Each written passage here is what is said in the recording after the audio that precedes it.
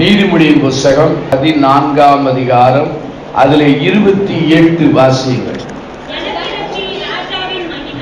ஜன திரட்சி ராஜாவின் மகிமை, ஜன குறைவு தலைவனின் முறிவு. இதுல ஒரு வார்த்தை வருது, தலைவன் என்கிற வார்த்தை வருகிறது. லீடர் ஆர் லீடர்ஷிப் என்று சொல்வார்கள். அத்தனை பேரும் ஆண்டவராலே பயன்படுத்துகிற தலைவர்களாக தலைவிகளாக என்ன செய்யணும்? மாறணும். கடைசி வரை தொண்டர்களாக இருக்கக்கூடாது இல்லையா? நாமெல்லாம் தலைவர்களாக தலைவிகளாக நாம் மாற அழைக்கப்படும். அதுக்காக உடனே போய் ஆளுக்கு ஒரு ஸ்தாபனம் ஆரம்பிச்சிடாருங்க இல்லையா? பிறகு நம்ம அட்ரஸே இல்லாம போயிடும் இல்லையா? அதனால தலைவன் என்று சொன்னால் அந்த லீடர்ஷிப்புக்கு சரியான வார்த்தை என்ன? இன்ஃப்ளூயன்ஸ்.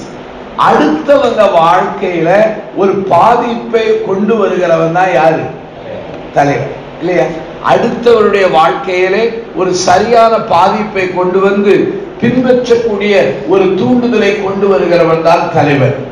ஆகவே ஆண்டவராகிய இயேசுவானவர் சிறந்த தலைவர். ஒரு பக்கத்துல தெய்வம், இன்னொரு பக்கத்துல யாரு? அவரை போல பின்பற்றுகிற பெருங்கூட்டம் அந்த உலகத்துல யாருக்கும் கிடையாது. உலகத்துல யாருக்கு அவர் அவ்வளவு பெருங்கூட்டம் அவரை பின்பற்றுகிறது. நம்முடைய ஆண்டவராகிய இயேசுவானவர் சொன்னார், யாராவது ஒருவன் என்னில் பாவம் உண்டென்று சொல்ல முடியுமா என்றார். அவ்வளவு அளவுக்கு அவருடைய வாழ்க்கையிலே யாரும் குறை சொல்லவே முடியாது. என்னிலே குறை உண்டு, ஆனால் என் ஆண்டவரிடத்திலே என்ன கிடையாது? குறை கிடையாது. அவர் குறையில்லாத நிறைவான ஒரு தெய்வம். ஆகவே இந்த நீதிமொழி 14 பாருங்க, ஒரு நல்ல வசனம் வருது. என்ன வருது? 28 நினைக்கிறேன் இல்லையா? 14:28. ஜன திரட்சி ராஜாவின் மகிமை, ஜன குறைவு தலைவனின். அப்ப இந்த வசனம் என்ன சொல்கிறது என்றால், ஒரு நல்ல தலைவன் என்றால் அவன் பின்னால ஒரு பெருங்கூட்டம் போகும். அந்த தலைவனுடைய ஃபெயிலியர், அவருடைய முறிவு என்ன தெரியுமா? வர வர வர வர என்ன செய்யும்? கூட்டம் குறையும். இதை வச்சு பார்த்துக்கலாம். ஆனால் நம்முடைய ஆண்டவராய் இயேசுவை ஏராள ஜனங்கள் பின்பற்றுகிறார்கள். திடீரென்று அவர் சிலுவை குறித்து பேசுகிறார். ஜனங்கள் எல்லாம் என்ன செய்தாங்க? போகிறார்கள். உடனே ஆண்டவர் சீடர்களை பார்த்து சொல்கிறார், நீங்களும் போய்விட. அப்போ 2 வார்த்தை, ஒன்னு குவாண்டிட்டி, இன்னொன்னு குவாலிட்டி. அப்போ இன்னைக்கு இந்த வசனம் என்ன சொல்கிறது? தலைவனின் மகிமை அங்கே ஜனக்கூட்டத்தின் திரட்சி. ஆனால் தலைவனின் முறிவு என்னவென்றால் ஜனக்கூட்டம் என்ன செய்யும்? குறை. அப்போ நானும் நீங்களும் நல்ல ஒரு லீடராக ஆண்டவரால் பயன்படுத்தப்பட்டால் ஏராளமான மக்கள் ஆண்டவர் என்றே வருவார்கள். உன்னத பாட்டிலே, அந்த உன்னத பாட்டிலே உள்ள அந்த மனிதன் எழுதும்போது சொல்கிறார், ஆண்டவரே என்னை இழுத்துக் கொள்ளும், உன் பின்னாலே நாங்கள் ஓடி வருவோம். நீர் என்ன இழுத்து கேட்டால் உங்களுக்கு பின்னாலே ஏராளமான பேர் ஓடி வருவோம். அப்படியானால் ஒரு மனிதன் இழுத்தால் அவர் பின்னாலே ஏராள ஜனங்கள் வருகிறார்கள். ஆகவேதான் தலைமைத்துவத்தை குறித்து இன்றைக்கு ஆவியானவருடைய கிருபையினாலே பேச விரும்புகிறேன். ஆகவே என்னுடைய பிரார்த்தனை என்ன? உங்களுடைய பிரார்த்தனை என்ன?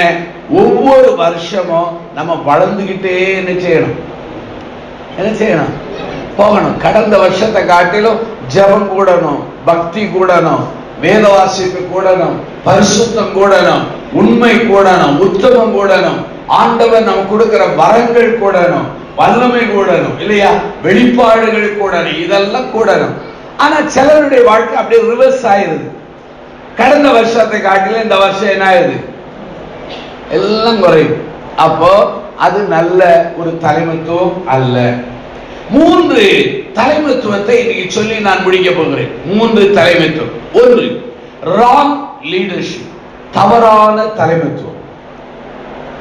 இப்ப நம்ம அரசியல் எடுங்க, ஏராளமான பேர் ராங் லீடர்ஷிப் தான் இல்லையா? எந்த அரசியல் தலைவர் எடுத்தாலும் சரியான தலைமைத்துவம் என்று நம்ம உறுதியாய் சொல்ல முடியாத நிர்பந்தத்தில் இருக்கிறோம். ஆன்மீகத்தை எடுங்க, ஏராள ராங் லீடர்ஷிப் இருக்கு. அவங்க கையில பைபிளை எடுத்து அவங்களுக்கு விருப்பப்படி எல்லாம் என்ன செய்றாங்க? பேசுகிற நிலைப்பாடு வந்து விட்டது. மூன்று காரியங்கள் சொல்கிறேன். ஒன்று ராங் லீடர்ஷிப். எடுங்க யாத்ராமம் 32ஆம் அதிகாரம் புரட்டுங்க. யாத்ராமம் 32ஆம் அதிகாரம். இந்த 32ஆம் அதிகாரத்துல ஒரு சம்பவம் வருகிறது. என்ன சம்பவம்? அங்கே மோசே மலைக்கு போகிறார். எங்க? எக்ஸ்கர்ஷனுக்கு போல, ஜெபம் பண்ண போல. அந்த போகும்போது கீழே யார் இருக்கா? இஸ்ரவேல் ஜனங்கள். இந்த கீழே இருக்கிற இஸ்ரவேல் ஜனங்களுக்கு தலைவர், தற்காலிக தலைவர் யார் தெரியுமா? திருவாளர் ஆரோன். அப்ப மோசே போனவர் வரவே இல்லை. ரொம்ப நாள் ஆயிடுச்சு. இப்ப இருக்கிற ஐபோன் கிடையாது, சாம்சங் போன்லாம் கிடையாது இல்லையா? அதனால அவர் இருக்காரா இல்லையான்னு யாருக்கும். உடனே 32ஆம் அதிகாரத்தை பாருங்க, 1வது வாக்கியத்தை. மோசே மலையிலிருந்து இறங்கி வர தாமதிக்கிறதை ஜனங்கள் கண்டபோது அவர்கள் ஆரோனிடத்தில் கூட்டம் கூடி அவனை நோக்கி, ஏன் தேசத்திலிருந்து எங்களை அழைத்து கொண்டு வந்த மோசேக்கு என்ன சம்பவித்ததோ அறியோ, ஆதலால் நீர் எழுந்து எங்களுக்கு முன் செல்லும், தெய்வங்களை என்ன செய்யும். அப்போ தாமதமான உடனே இவங்க என்ன சொல்றாங்க? ஆரோன்ட்ட சொல்றாங்க, எங்களை வழிநடத்தும் தெய்வங்களை உண்டு பண்ணும். தெய்வங்களை உண்டு பண்ணினால் 10 கற்பனையில 1 2 விட்டுட்டாங்க, மீறுதாங்கன்னு அர்த்தம். ஆனா உடனே ஆரோன் என்ன சொல்லி இருக்க வேண்டும்? பயப்படாதீர்கள், வந்து விடுவார் என்று சொல்லி இருக்க வேண்டும். இல்லை என்றால் அவன் இல்லாவிட்டால் பரவாயில்லை, நான் உங்களை நடத்துகிறேன் என்று சொல்லி இருக்க வேண்டும். இல்லாவிட்டால் ஆண்டவரை நோக்கி கூப்பிடுவோம், ஒரு நல்ல தலைவரை எழுப்புவார் என்று சொல்லி இருக்க வேண்டும். அல்லாவிட்டால் யாரும் வேண்டாம், தெய்வம் நம்ம என்ன செய்வார்? ஒண்ணுமே சொல்ல. என்ன சொல்றான் தெரியுமா? எல்லாரும் உங்க காதுகள்ல கையில இருக்கிற எண்ணத்தை கொண்டு வாங்க, பொன்னணிகள். இந்த பொன் எங்க வருது? எங்கிருந்து வந்துச்சு? இஸ்ரவேலர்கள் எகிப்திலிருந்து புறப்படும் போது ஆண்டவர் எகிப்தியரை பிடுங்கி கொடுத்தார். ஏன் கொடுத்தார் என்றால் 400 ஆண்டுகளாக அவங்க அடிமையா இருந்தார்கள். சம்பளம் கிடையாது, கூலி கிடையாது. அதனால ஆண்டவர் வட்டியும் அசலுமா கொடுத்தார். ஒரு காரணம். இன்னொரு காரணம் என்ன? ஆபிரகாமுக்கு சொல்லி இருந்தார், உன் சந்ததி அந்நிய நாட்டிலே 400 ஆண்டுகள் அடிமையா இருப்பார்கள், அங்கிருந்து திரும்ப வரும்போது மிகுந்த பொருளோடு வருவார்கள். இந்த ஆண்டவர் பிடுங்கி கொடுத்த ஆசீர்வாதம் இன்னொரு காலத்துல விக்கிரமா போயிடுச்சு. இந்த தங்கம் தான் என்னாச்சு? ஒரு பொண்ணு கண்ணுக்குட்டியார். அப்ப ஒண்ணு புரிஞ்சிடுங்க, ஆண்டவர் கொடுக்கிற ஆசீர்வாதங்கள் சில காலங்களிலே நமக்கு விக்கிரமாய் மாறுவதற்கு என்ன உண்டு? ஆண்டவர் நல்ல பாடு வர கொடுத்திருப்பார். கொஞ்ச காலத்துல சிலருக்கு ஆண்டவர் முக்கியம் கிடையாது, அந்த பாடுறதுதான் என்னது முக்கியம். நல்ல ஊழியம் கொடுத்திருப்பார். ஒரு குறிப்பிட்ட காலத்துக்கு பிறகு ஊழியத்தை கொடுத்த ஆண்டவரை மறந்துவிட்டு எல்லாரும் ஊழியத்தை விக்கிரமாக்கிறார். ஆண்டவர் நமக்கு நிலங்களை கொடுக்கிறார், கட்டடங்களை கொடுக்கிறார், வாகனங்களை கொடுக்கிறார், தவறு கிடையாது. ஆனா ஒரு குறிப்பிட்ட காலத்துக்கு பிற்பாடு நிலத்தையும் கட்டடத்தையும் நம்ம என்ன ஆகிறோம்? விக்கிரமாகிறோம். அப்போ ஆசீர்வாதம் கொஞ்சம் கேர்லெஸ்ஸா இருந்தா என்ன ஆயிரும்? என்னவாயிரும்? விக்கிரமாயிரும். ஆண்டவர் மலையிலிருந்து ஆண்டவர் மோசேயை சொன்னார், உன் ஜனங்கள் தங்களை கெடுத்துக் கொண்டார். உடனே அவன் கீழே இதுக்கு முன்னால அவன் பொன் கண்ணுக்குட்டியை செய்து அவன் சொல்றான், இந்த கண்ணுக்குட்டி தான் உங்களை எகிப்திலிருந்து கொண்டு வந்ததுன்னு சொல்றான். அப்போ இந்த ஆரோன் யார் தெரியுமா? ராங் லீடர்ஷிப், தப்பான ஒரு தலைமைத்துவம். அப்போ இந்த தப்பான தலைமைத்துவத்தினுடைய முதல் குணம் என்ன தெரியுமா? ராங் லீடருடைய குணம் என்னவென்றால், அவன் கர்த்தரை ப்ளீஸ் பண்ண மாட்டான். யார பண்ணுவான்? மக்களை. கர்த்தரை என்றைக்கு ப்ளீஸ் பண்றத மறந்து மக்களை ப்ளீஸ் பண்ண ஆரம்பிக்கிறீங்களோ அப்பவே புரிஞ்சிடுங்க, நீங்க சரியான பாதையை விட்டுட்டு எங்க போறீங்க? என்ன போறீங்க? தப்பான பாதைக்கு போறீங்க. அப்படியானால் அருமையானவர்களே பாருங்கள், அங்கே யாத்ராமம் 23:2 வாசியுங்கள். யாத்ராமம் 23:2 வாசிக்கலாம். யாத்ராமம் 23ஆம் அதிகாரம் 2வது வாக்கியம் வாசிங்க. கொஞ்சம் நிறுத்தி வாசிங்க.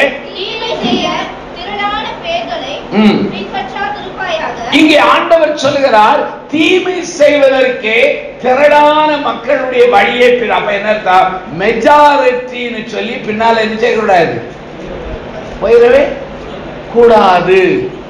மெஜாரிட்டின்னு போயிட. வாசிங்க கலாத்தியர் நிருபம் 1ஆம் அதிகாரம் 10வது வாக்கியம் வாசிங்க. கலாத்தியர் 1ஆம் அதிகாரம் 10வது வாக்கியம் வாசிக்கலாம். மறுபடியும் நிறுத்தி வாசிங்க.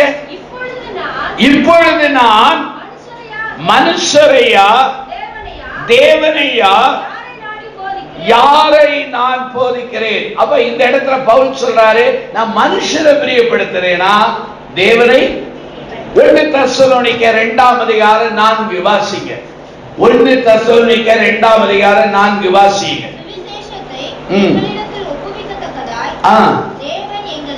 தேவன் எங்களை உத்தமர் என்று எண்ணினபடியே நாங்கள் மனுஷருக்கு அல்ல, எங்கள் இருதயங்களை சோதித்து அறிகிற தேவனுக்கே. அப்படியானால் பவுல் எழுதுகிறார், நாம் மனிதனை பிரியப்படுத்துவது அல்ல, யாரை பிரியப்படுத்துறார்? அப்போ இந்த அருமையான ஆரோன் என்ன செய்யறான்? கர்த்தரை பிரியப்படுத்தல, யாரை பிரியப்படுத்துறான்? மெஜாரிட்டி மக்களை பிரியப்படுத்துறான். இந்த அருமையான இந்த ராங் லீடர்ஷிப்பில் அந்த ஆரோனுடைய இன்னொரு தவறை நான் சொல்ல போறேன். எடுங்க யாத்ரா 32 எடுங்க. யாத்ரா 32 எடுங்க. அதுல 22 ஒருத்தர் நிறுத்தி வாசிங்க. 32:22. அதற்கு ஆரோன், என் ஆண்டவனுக்கு கோபம் மூளாதிருப்பதாக, இது பொல்லாத ஜனம் என்று நீ அறிந்திருக்கிறேன். இவர்கள் என்னை நோக்கி, எங்களுக்கு முன் செல்லும் தெய்வங்களை எங்களுக்கு உண்டு வேண்டும், ஏன் தேசத்தில் எங்களை அழைத்து கொண்டு வந்த மோசேக்கு என்னை சம்பவித்து அறியோம் என்றார்கள். ஆனால அவங்க கலத்தி கொடுத்தாங்க. அவங்க பொண்ணு ஆபரணங்களை கலத்தி கொடுன்னு நான் ஒண்ணு சொன்னேன், நெருப்புல போட்டேன், தானாவே என்ன வந்துச்சு. ஆனா அது பொய். ஏன் தெரியுமா? அவன் நெருப்புல போட்டு சிற்ப கருவியை வைத்து என்ன செய்தான். அப்போ இந்த இடத்துல இந்த ஆரோனுடைய முதல் காரியம் என்ன? மெஜாரிட்டிக்கு முக்கியத்துவம் கொடுத்தான். ரெண்டாவது என்ன தெரியுமா? அவன் வாழ்க்கையில தன்னுடைய தவறை ஒத்துக்கொள்ளவில்லை. பழியை யார் மேல போடுறான்? யார் மேல போடுறான்? அங்க ஆதாம கூப்பிட்டு, ஏன்பா இப்படி செய்தன்னு ஆண்டவர் கேட்டான்னு சொன்னா, நீர் தந்தருளின நான் ஒழுங்கா தான் இருந்தேன், நீர் கொடுத்ததனுடைய விளைவுதான் இல்லையா? சிலரை பார்த்து ஏமாத தப்பு பண்றேன், இதுக்கெல்லாம் மூல காரணம் எங்க அப்பா வாங்கி கொடுத்த செல்போன் இல்லையா? சிலர் சொல்லுவாங்க, நீங்க மாத்திரம் இந்த சென்டர்ல போடாம இருந்தா அந்த தப்பு பண்றவன் எங்க போனாலும் தப்பு பண்ணுவான், தப்பு பண்ணாதவன் எங்க போனாலும் தப்பு எரிஞ்ச மாட்டான். அப்ப யோசிக்கணும். அப்போ இவன் பழியை மற்றவர்கள் மேலே போட்டான். பழியை மற்றவர்கள் மேலே pass the blame to others. பழிய அடுத்தவங்க மேல எரிச்ச கூடாது, ஒத்துக்கணும். அப்போ இந்த மனுஷனுடைய நிலைமை என்ன தெரியுமா? ராங். நம்ம வாழ்க்கையில ஒண்ணு தாமதமாகிறது எங்களுக்காக தப்பான முடிவு எடுக்க கூடாது. ஆபிரகாமுக்கு ஆண்டவர் வாக்கு கொடுத்தார், உனக்கு ஒரு பிள்ளை உண்டு. தாமதமானது. உடனே அங்குள்ள கலாச்சாரம் என்ன? அங்க கணவனுக்கு அங்க வேலைக்காரியை கொடுப்பாங்க, அடிமை பெண். அந்த கலாச்சாரத்தை 10 வருஷம் அங்க இருந்துட்டான். அந்த கலாச்சாரம் பாதிச்சு உடனே ஒரு அடிமை பெண்ணை சேர்த்து கொண்டான். என்ன ஆனது? பிரச்சனைக்கு மேல பிரச்சனை.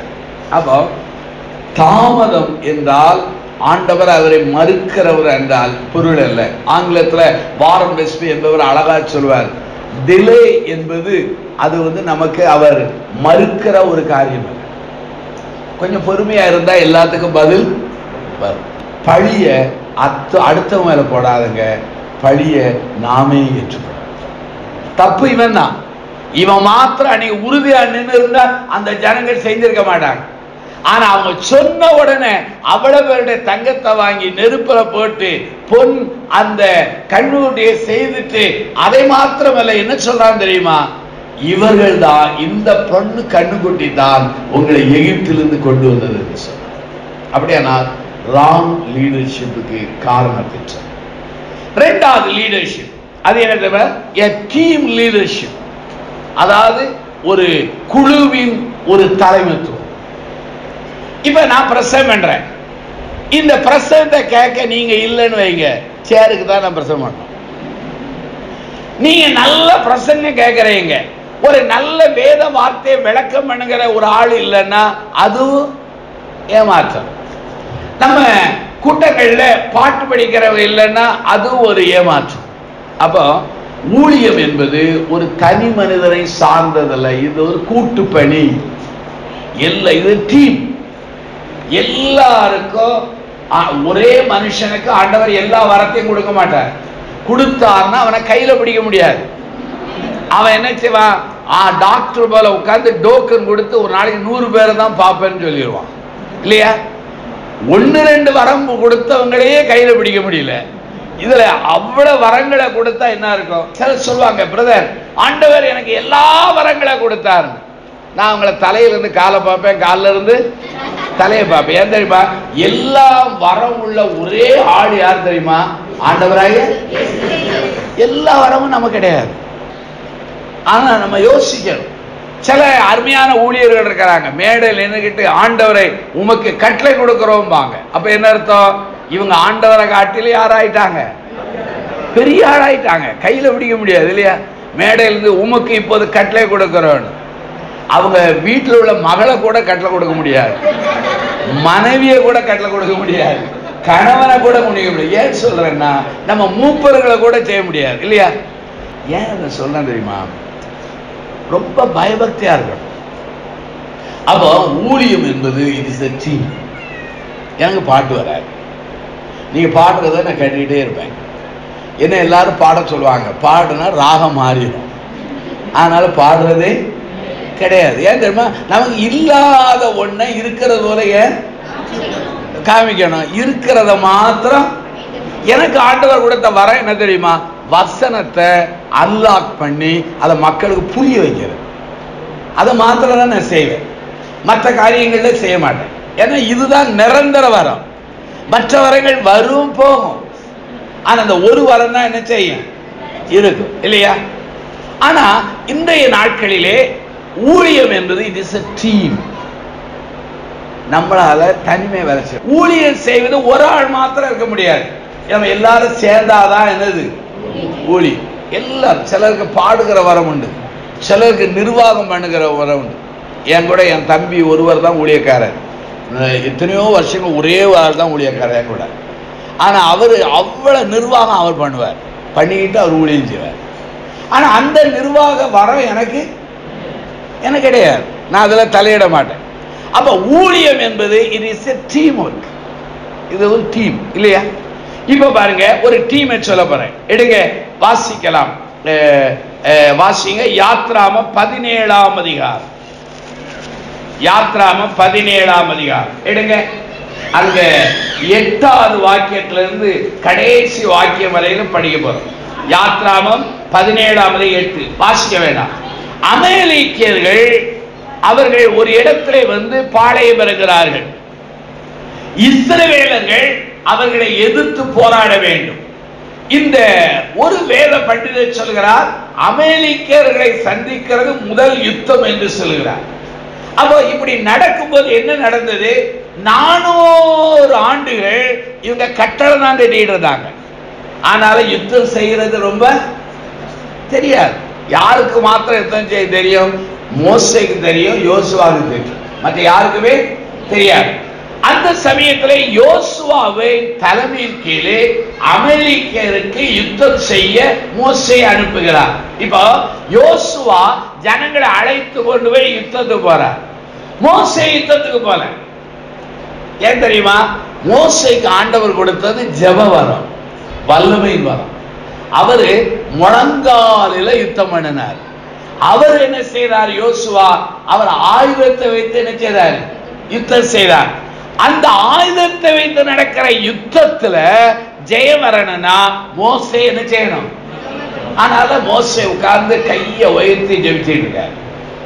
கையை உயர்த்தி ஜெபிக்கிறது ஆன்மீகத்துல ஒரு உன்னதமான அனுபவம். இங்க ஆதியாமத்துல இருந்து வாசிட்டே பாருங்க, அநேகர் கையை உயர்த்தி ஜெபம் பண்றாங்க. ஒரு சங்கீதத்துல ஆண்டவரே கையை உயர்த்தி என்ன செய்றாரு? ஆண்டவரே எங்களுக்காக உம்முடைய கைகளை என்ன செய்யும்? உயர்த்தும் என்று சங்கீதக்காரன் பாடுகிறார். அப்போ இவ கைகளை உயர்த்துகிறார். எவ்வளவு நேரம் உயர்த்த முடியும்? வலி எடுக்கு கையை கீழே போடுதான். அமெரிக்கர் கை மேல வந்துச்சு. மறுபடியும் கையை உயர்த்ததா அமெரிக்கரை இவர்கள் இஸ்ரவேலை மேற்கொண்டார். இதை பார்த்த உடனே ஆரோனும் ஊரு 2 பேரும் அவனை ஒரு கல்லுல உட்கார சொன்னாங்க. 2 பேர் கையை தாங்கினார்கள். அது ஒரே சீராக இருந்தது. என்ன நடந்தது தெரியுமா? இஸ்ரவேலர்கள் அமெரிக்கரை மேற்கொண்டார்கள். ஹல்லேலூயா. அப்ப அந்த டீம்ல பாருங்க, மோசே ஜெபிக்கிறார், யோசுவா யுத்தம் செய்கிறார், ஆரோனும் ஊரும் கையை நினைச்சாங்க. இந்த 4 பேர் ஒரு டீம். இப்ப ஆரோன் யாரு? அண்ணன். ஊர் யாரு? நமக்கு யாருக்கும் ஊர் தானே போட்டிருக்கு. ஊரு படு யார் தெரியாது. ஆனா ஒரு கமாண்டர் என்ன போட்டிருக்கா? ஒரு விளக்கம் வரப்படு. ஊர் என்பவன் ஒருவேளை, வசனம் கிடையாது, ஒருவேளை மீரியாவின் புருஷராய் இருக்கலாம். அப்ப அந்த காலத்திலே பாருங்க எல்லாம் சொக்கார மைத்துனம் தான் இருந்திருக்காங்க. அதே தான் இப்ப அநேக இடங்கள்ல கையாளுறாங்க இல்லையா? அவரு பெரிய ஆர்வம் பெரிய ஆளு, அங்க அண்ணன் யாரு தாங்குறாரு, யோசுவா யுத்தத்தை போறாரு, ஊர் சேராரு. அப்போ இந்த டீம் ரொம்ப பாருங்கள். பவுலும் பர்னபாவும் அது ஒரு டீம். தீத்து தீமத்தை இவர்கள் பவுலோடு ஒரு ஊழியம் செய்றாங்க. ஆண்டவருக்கு 12 சீடர்கள், அதுல 3 பேர் உள்வட்ட சீடர் இருந்தாங்க. பேதுரு, யாக்கோபு, யோவா. மித்தவங்க தனியா இருந்தாங்க. அப்போ ஆண்டவர் முதலாவது ராங் லீடர்ஷிப், இரண்டாவது என்னது டீம் லீடர்ஷிப். தானியேலையும் அங்குள்ள ஞானிகளை கொல்ல ராஜா கட்டளை இடுகிறார். உடனே இந்த தானியேல் பிரதான இடத்தில் பேசிவிட்டு தன் சகோதரர் தன்னுடைய நண்பர்களுக்கு தெரிவிக்கிறார். அவர்கள் எல்லாரும் ஜெபிக்கும் போது ஆண்டவர் அந்த காரியத்தை வெளிப்படுத்தினார். ஹல்லேலூயா. அப்ப நமக்கு ஒரு டீம் தேவை. ஆனா டீமை நீங்களே எடுக்காதீங்க, எடுத்த ஆபத்து. ஆண்டவர் டீம் என்ன செய்யணும்? ஜெபிங்க. சரியான டீம் வரும், சரியான மக்கள் வருவாங்க. பைபிளை பாருங்க, தாவீதுக்கு பின்பாக யாரை போகும்படி ஆவியானவர் ஏவினாரோ அவர்கள் தாவீதுக்கு பின்னாலே சென்றார்கள். சவுலுக்கு பின்னாலே யாரை போகும்படி சொன்னாரோ அவர்கள் போனாங்க. டீம் எல்லாம் ஆண்டவர் தான் நமக்கு என்ன செய்யணும்? கொண்டு இல்லைன்னா அந்த டீமே உங்களுக்கு ஆப்பு வைப்பாங்களா வைக்கலையா? இல்லையா? உங்களை பத்தி இல்லாத பொல்லாத சொல்லி உங்களையே காலி பண்ணிடுவாங்க இல்லையா? இந்த கண்ணி வெடி எங்க வச்சாலும் தெரியாது, கால் பட்டவுடனே வெடிச்சு சதுவிடும். அதே போல சில வரம் பெற்றவங்க இருக்காங்க, கண்ணி வெடி அங்கங்க நமக்கு வச்சுட்டு போவாங்க, நம்ம வெடிச்சு சதுரு. அப்போ டீமுக்காக நம்ம ஜெபம், ஆண்டவரே நல்ல ஜெப கூட்டாளியை தாரும், நல்ல ஆறுதல் படுகிற மக்களை தாரும், ஊழியத்திலே நல்ல பங்காளிகளை தாரும், எங்கள் ஊழியத்தை தாங்குகிற மக்களை என்ன செய்யும் தாரும், எங்களுக்கு ஆலோசனை மக்களை எழுப்பித்தார். அப்ப இதுதான் டீம். அப்ப முதலாவது ராங் லீடர்ஷிப், ரெண்டாவது என்னது? அங்க டீம் லீடர்ஷிப். கடைசி காலத்தை சொல்லி ஜெபிக்க போகிறோம். மூன்றாவது என்ன தெரியுமா? ரைட் லீடர்ஷிப், சரியான தலைமைத்துவம். இந்த தலைமைத்துவத்துக்கு யார சொல்றேன்னா பர்னபா. பர்னபாவினுடைய தலைமைத்துவம் சரியான தலைமைத்துவம். பைபிள் எடுங்க, அப்போஸ்தலர் நடவடிக்கைகளை எடுங்க, அப்போஸ்தலர் நடவடிக்கைகளை எடுங்க, 4ஆம் அதிகாரத்தை புரட்டுங்க. அப்போஸ்தலர் நடவடிக்கைகளின் புத்தகத்தை எடுங்க, 4ஆம் அதிகாரத்தை புரட்டுங்க. 4ஆம் அதிகாரம் அதுல 36, 37 நிறுத்தி வாசிங்க. சீப்ருதீவானும் லேவியனும் அப்போஸ்தலராலே ஆர்வரின் மகன் என்று அர்த்தம் கொள்ளும் பர்னபா என்னும் பேர் மறுபேர் பெற்றவனாகிய யோசே என்பவர் தனக்கு உண்டாயிருந்த நிலத்தை விற்று அதன் கிரயத்தை கொண்டு வந்து, அப்ப இந்த பர்னபாவுடைய பூர்வீக பேர் என்ன? யோசே. அவனுக்கு வச்ச பட்ட பேர் என்னது? பர்னபா. அவன் லேவியன். பழைய ஏற்பாடுபடி லேவியனுக்கு சொத்து இருக்க கூடாது. இது எப்படி இவனுக்கு சொத்து வந்துச்சுன்னே தெரியல. ரெண்டு கருத்து சொல்றாங்க. ஒரு கருத்து என்ன தெரியுமா? இவன் எருசலேமுக்கு வெளியே சிதறி இருக்கிற யூதர்கள் மத்தியிலே அவன் தங்கி இருந்ததுனாலே அங்கு அவன் நிலம் வாங்கி இருக்கலாம் சிலர் சொல்றாங்க. சிலர் என்ன சொல்றாங்க, இவன் லேவி கோத்திரத்துல இருந்தாலும் லேவி கோத்திரம் தக்கபடி வாழாததுனால சொத்தை நினைச்சிருப்பான், வாங்கியிருப்பாகவே ஆண்டவரை ஏற்றுக்கொண்டவுடனே அதை சரி பண்ணுவதற்காக இந்த ஆஸ்தியை விற்று ஊழியத்துக்கு கொடுத்திருக்கலாம் என்று சொல்கிறார். இதுல எது உண்மைங்கிறது பரலோகத்துக்கு போனாதான் தெரியும். நம்மள இது கருத்து தான். அப்போ முதலாவது இவன் ஆண்டவருக்கும் அந்த ஆரம்பகால சபைக்கும் ஆறுதலாக. ரெண்டாவது எங்க இருந்தான் தெரியுமா? ஒரு ஆரம்பகால விசுவாசிக்கு அவன் ஆறுதலா இருந்தான். சவுல் மனம் திரும்பிட்டான், அவனை சபை ஏற்றுக்கொள்ளல. இந்த பர்னபா போய் தான் சொல்லுகிறார், சவுல் ஆண்டவரை ஏற்றுக்கொண்டார், வழியிலே ஆண்டவரை கண்டு தரிசித்தான், ஆண்டவருக்கு அவன் வல்லமையாய் பிரசங்கித்தான் என்று பர்னபா சொன்ன பிற்பாடுதான் அப்போஸ்தலர்கள் இவனை சபையில நினைச்சாங்க சேர்த்தாங்க. அப்படியானால் முதலாவது சபைக்கு ஆறுதல் கொடுத்தான், இரண்டாவதாக ஆரம்பகால விசுவாசிக்கு அவன் ஆறுதல் கொடுத்தான். மூன்றாவது பாருங்கள், அப்போஸ்தலர் 11 எடுங்க, 11ஆம் அதிகாரத்தை எடுங்க, 11ஆம் அதிகாரத்தை எடுங்க, 11ஆவது அதிகாரத்தை எடுங்க. அங்க பாருங்க 22 வாசிங்க.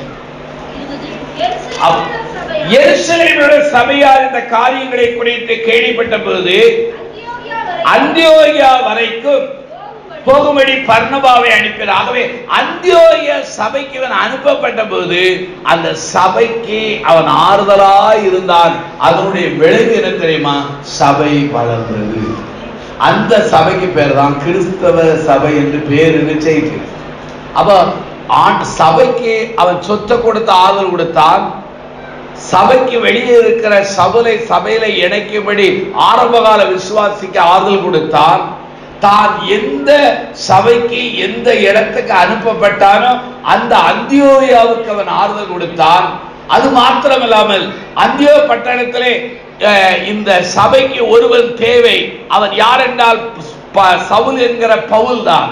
ஆகவே தன்னை காட்டில் அவன்தான் இந்த ஊழியத்துக்கு நேர்த்தியானவன் என்று அறிந்து அவனை தேடி கண்டுபிடித்து கொண்டு வருகிறான். இல்லையா? தேடி கண்டுபிடிச்சு என்ன செய்யறான்? கொண்டு வா. அப்போ தன்னை மறைத்து இன்னொரு ஊழியனுக்கு வாய்ப்பை என்ன செய்யறான்? கொடுக்கிறான். இன்னொரு வாய்ப்பை கொடுக்கிறான். இதுவரையில் இந்த 11ஆம் அதிகாரம் வரையிலும் பவுல் பர்னபா பவுல்னு வரும். அதுக்கு பிறகு என்ன ஆயிரும்? பவுல் முதல்ல பர்னபா பவுல் வரும். பிறகு என்ன ஆயிரும்னா அங்கே பவுல் பர்னபான்னு வந்து மாறிடும். காரணம் என்ன?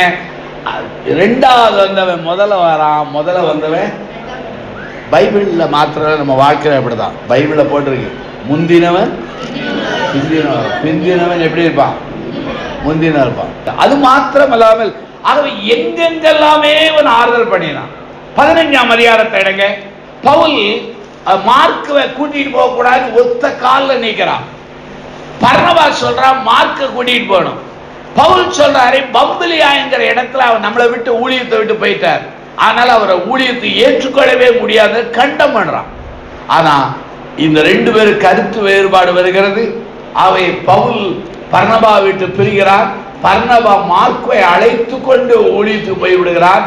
பவுலானது தீமுத்தையை அழைத்து கொண்டு ஊழியத்துக்கு போய்விடுகிறான். என்ன நடந்த பின்னால இதே பவுல் கொலோசியர்ல எழுதுறார். என்ன எழுதுறார் தெரியுமா? நாங்க கடைசி அதிகாரத்திலே 10 எழுதுகிறார். என்ன எழுதுகிறார் என்றால், பர்னபாவுக்கு இனத்தானாகிய மார்க்குவை நீங்கள் சேர்த்துக் கொள்ளுங்கள்.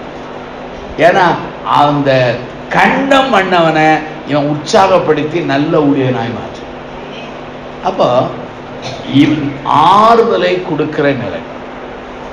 ஆண்டவர் சார்பாக ஒரு கேள்வி கேட்கிறேன். அனுப்பப்பட்ட இடத்துல, உங்களோடு பழகிற மக்கள் மத்தியிலே, அல்லது சபைக்கு அழைத்த ஆண்டவருக்கு, உங்களை அனுப்புகிற ஸ்தாபனத்துக்கு நீங்க ஆறுதலா இருக்கு. 2 வார்த்தை. ஒன்னு பில்லர், தூண்கள். இன்னொன்னு கேட்டர் பில்லர், அதான வெட்டுக்கிளி. சிலர் மெதுவா இருந்து வெட்டிக்கிட்டே இருப்பாங்க, சிலர் தூணா இருப்பாங்க. ஆவியானவர் இந்த 3 குறிப்பை என்னுடைய உள்ளத்துல தந்தார் நான் சொன்னேன். அப்ப ராங் என்னது? லீடர்ஷிப். 2வது டீம் லீடர்ஷிப். 3வது என்ன தெரியுமா? எல்லாரும் எழுந்திருப்போம், நாம் ஜெபிக்க போறோம். அன்பின் ஆண்டவரே, இந்த நல்ல நாளுக்காக நாங்கள் நன்றி சொல்கிறோம். தலைமைத்துவத்தை குறித்து நாங்கள் வேத வசனத்தின் ஊடாக கற்றுக்கொள்ள எங்களுக்கு பலம் கொடுத்தீருமை தோற்றுகிறோம்.